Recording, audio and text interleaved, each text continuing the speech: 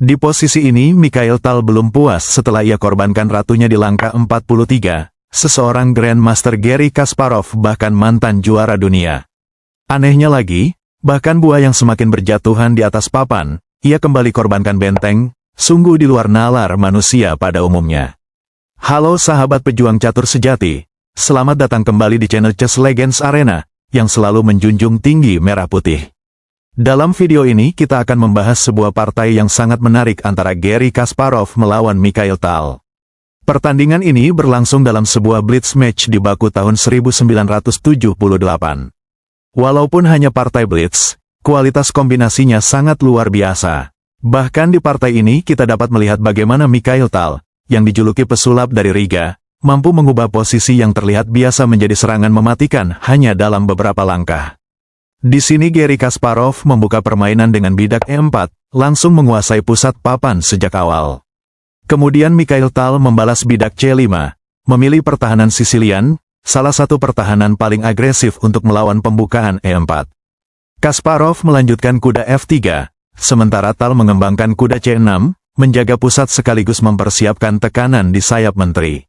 Berikutnya Kasparov mendorong bidak D4, menantang pusat milik Tal. Tantangan itu langsung diterima. Tal menangkap bidak tersebut, kemudian Kasparov merebutnya dengan kuda sehingga perkembangan buah tetap aktif.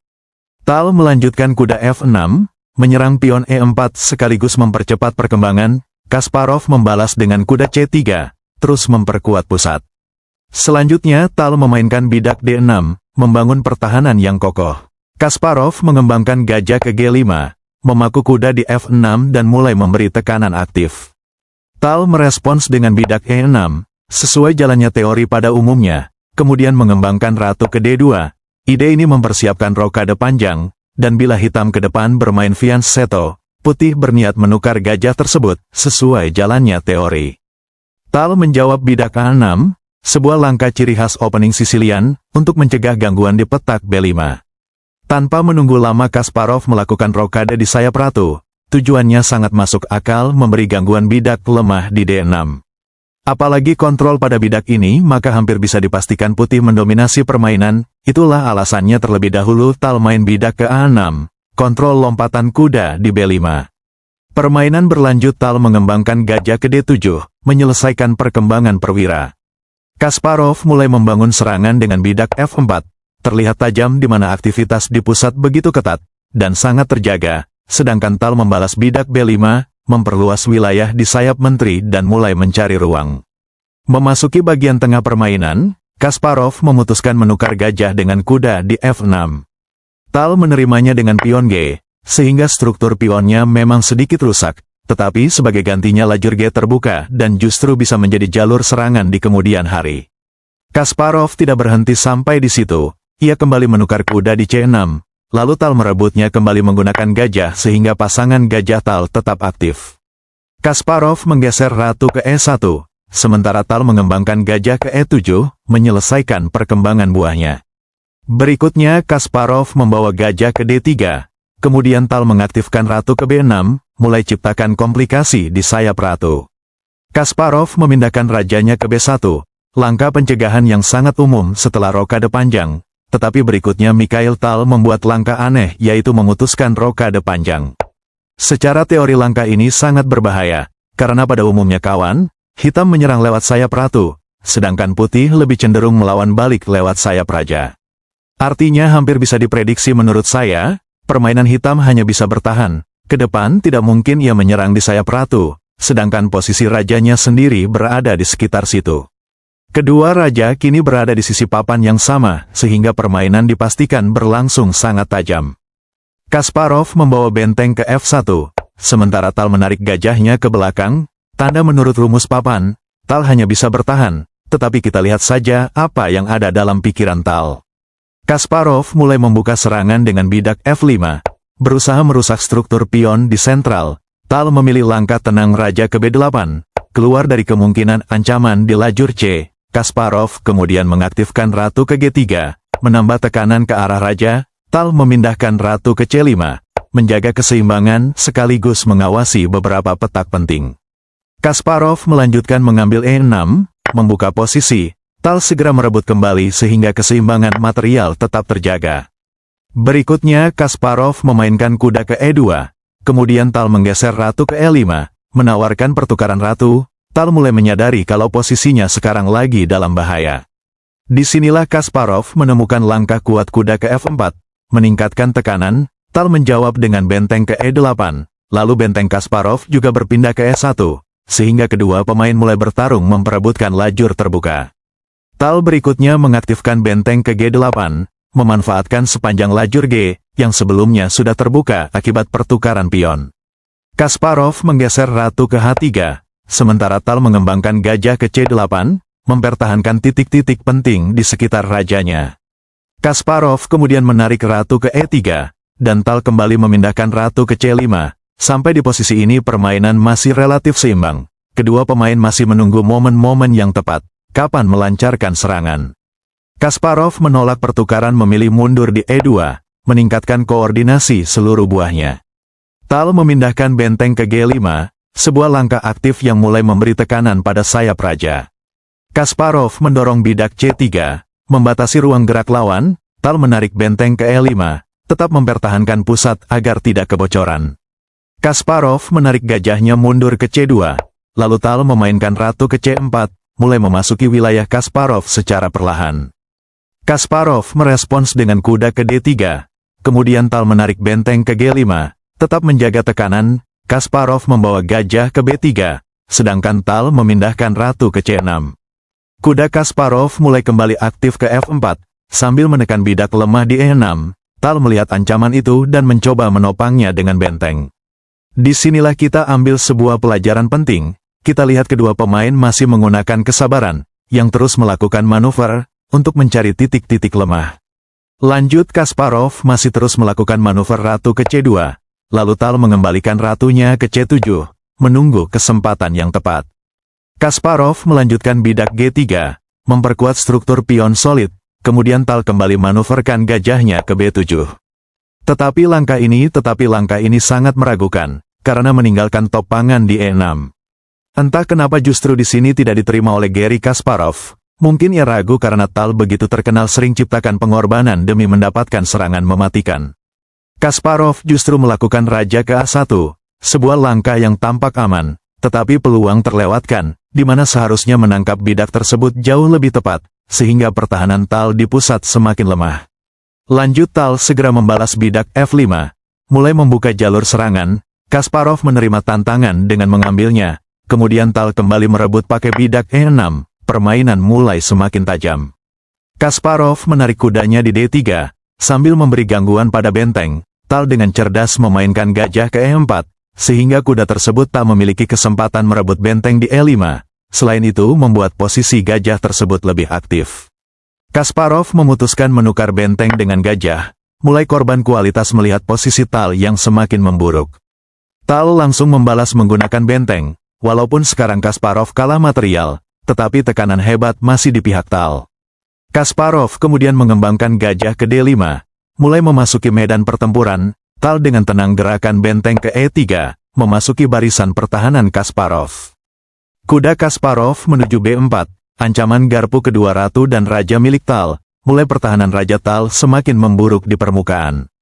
Sedangkan Tal membawa rajanya ke A7, keluar dari berbagai kemungkinan skak, baik ancaman garpu yang sudah menanti. Kini tibalah momen yang mulai mengubah jalannya pertandingan. Kasparov memainkan bidak A4, berusaha membuka posisi raja Tal. Namun Tal tetap tenang membawa ratunya di kotak C5. Sampai di sini Kasparov mulai memaksa pertukaran pion di B5, sehingga posisi Tal semakin terbuka dan mudah untuk diserang. Tetapi kesalahan besar dari Tal di saat ia memilih gajah F6, dengan ide ciptakan badai kecil di kotak-kotak gelap. Namun Kasparov tidak gentar dengan ancaman itu. Ia memutuskan menangkap bidak ini, di mana masalahnya sambil ciptakan tekanan di posisi gajah. Tetapi justru disinilah Tal mulai menunjukkan kejeniusannya. Di posisi kalah, ia seolah-olah tidak ada masalah, justru memancing Kasparov melangkah lebih jauh dan masuk dalam perangkap. Tal membalas dengan tenang benteng ke F8, menopang gajah miliknya yang lagi terancam punah. Menurut penilaian posisi sekarang, Kasparov sudah unggul 99%, tetapi godaannya sangat besar, di mana membawa kuda ke kotak C6 sangat masuk akal. di mana kuda ini dan gajah miliknya memblokir akses pergerakan raja milik Tal. Tetapi begitu Raja Tal naik di kotak B6, justru posisi raja tersebut jauh lebih aman, tidak ada ancaman skak, baik komplikasi ke depan yang tak terduga, justru sebaliknya gajah dan kuda tersebut, sebagai pelindung raja milik Tal. No way, pilihan yang jauh lebih pasti sebenarnya di posisi ini, yaitu menangkap gajah ini. Tetapi ini sangat sulit ditemukan, apalagi ketika waktu mulai berbicara. Kenapa langkah ini brilian? Ditolak atau diterima, tetap hasilnya akan berujung pada kematian. Tentu jika kita bertanya bagaimana bila ditolak, justru itu jauh lebih sederhana, tidak perlu kita bahas, anak kecil pun pasti sudah tahu. Misalnya hitam menangkap gajah. Langkah berikutnya ratu milik putih mendarat di H7 cek, terpaksa raja naik di B6, lalu diikutin ratu menusuk di B7. Sehingga langkah berikutnya, riwayat tentara rambut hitam tamat seketika. Tetapi langkah ini dilewatkan oleh Kasparov, mungkin karena alasan waktu yang semakin menipis. No way, mari kita kembali ke permainan sesungguhnya. Kasparov mencoba terus meningkatkan tekanan dengan gajah ke B3, sambil menekan ratu milik Tal. Namun Tal terlebih dahulu membawa bentengnya di E1 menyerang raja. Begitu raja bergerak di A2, terlihat posisi Raja Kasparov aman dan tidak ada bagian kelemahan. Namun di luar dugaan, Tal sama sekali tidak berniat menghindari ancaman tersebut. Sebaliknya, ia melepaskan langkah rudal balistik, yaitu bidak merebut di B5. Sangat luar biasa padahal permainan ini adalah format waktu blitz. Jujur dengan tekanan waktu dan pengorbanan indah seperti ini hampir mustahil bisa ditemukan. Sekilas langkah ini tampak berbahaya. Tetapi justru disitulah letak kejeniusan Tal. Walaupun secara evaluasi posisi masih relatif seimbang, permainan mulai bergerak ke arah yang sangat rumit, wilayah yang paling disukai oleh sang penyihir dari Riga. Garry Kasparov kemudian memutuskan menerima pengorbanan tersebut dengan menangkap ratu, berharap tekanan Tal segera mereda. Namun Tal sama sekali tidak terburu-buru merebut benteng Kasparov, ia terlebih dahulu memainkan benteng ke A8 cek. Kini posisi Raja Kasparov mulai kehilangan ruang gerak. Satu-satunya cara untuk meredam serangan adalah menutup jalur menggunakan gajah. Tanpa membuang tempo, Tal segera menangkap gajah tersebut, sehingga tekanan terhadap Raja Kasparov semakin meningkat. Sampai di posisi ini, Kasparov praktis hanya memiliki dua pilihan. Menggerakkan rajanya ke tempat yang lebih aman, atau mengembalikan keunggulan materi dengan menukar ratunya dengan benteng Tal. Pada akhirnya Kasparov memilih jalur yang lebih aman dengan menggerakkan rajanya ke G3. Tetapi justru di saat itulah Tal melanjutkan kombinasi berikutnya. Ia merebut benteng, sekaligus menciptakan ancaman skakmat di petak F5. Kasparov segera menyadari bahaya besar yang sedang mengintai. Ia kemudian menggerakkan ratunya, dengan tujuan memberi ruang pelarian bagi sang raja sekaligus mempertahankan pertahanan. Namun ternyata, disinilah awal kesalahan yang membuat serangan Mikhail Tal semakin sulit dihentikan. Menurut pendapat sahabat, di manakah langkah terbaik yang seharusnya dimainkan Kasparov agar posisi tetap seimbang? Lanjut, Tal terus memaksa keadaan. Ia menggeser benteng ke E2, dengan ide sederhana tetapi sangat berbahaya, yaitu mempersiapkan dorongan bidak ke F5, sehingga ancaman skakmat semakin nyata. Kasparov melihat ancaman tersebut dan mencoba mencari jalan keluar dengan kuda ke A5. Rencananya cukup masuk akal. Jika kuda itu diterima, ia berharap dapat menangkap gajah di C6 dan memperoleh kompensasi. Namun disinilah letak kelebihan Mikhail Tal. Bahkan sekelas Garry Kasparov pun dapat terseret ke dalam pola pikir dan jebakan kombinasi yang telah disiapkannya sejak jauh sebelumnya. Alih-alih langsung mendorong bidak ke F5, Tal justru memilih langkah yang benar-benar di luar dugaan, ia mengorbankan benteng di G5. Pengorbanan ini begitu mengejutkan, hampir mustahil ditebak oleh manusia biasa. Tetapi justru itulah ciri khas permainan Mikhail Tal, selalu membawa lawannya masuk ke posisi yang paling rumit. Pada akhirnya Garry Kasparov tidak sanggup lagi menahan tekanan yang datang bertubi-tubi. Ia memutuskan menerima pengorbanan benteng tersebut. Namun keputusan itu ternyata hanyalah bagian dari jebakan halus yang telah dipersiapkan Tal, seperti benang merah yang nyaris tak terlihat. Sesaat kemudian benteng Tal merebut pion sambil memberikan cek, memaksa Raja Kasparov berpindah ke A3. Dan disitulah penutupan kombinasi indah itu muncul. Tal cukup merebut di sini, sehingga skakmat hanya dengan satu pion, dari Pulau Kalimantan, Jawa Tengah. Inilah salah satu contoh mengapa Mikhail Tal dijuluki sang penyihir dari Riga. Ia bukan hanya menghitung variasi, tetapi juga mampu membawa lawannya masuk ke dalam tekanan psikologis yang luar biasa, bahkan ketika berhadapan dengan Garry Kasparov. Menurut sahabat, bagaimana pendapat Anda tentang rangkaian pengorbanan Mikhail Tal dalam partai ini? Apakah ini termasuk salah satu kombinasi paling indah yang pernah Anda lihat? Oleh karena itu, kami mengucapkan sekian dan terima kasih telah menonton. Jangan lupa tinggalkan jempol manisnya di bawah layar sebagai bentuk dukungan kepada channel ini. Salam hormat kami kepada seluruh pejuang catur sejati. Salam satu papan dan satu perjuangan.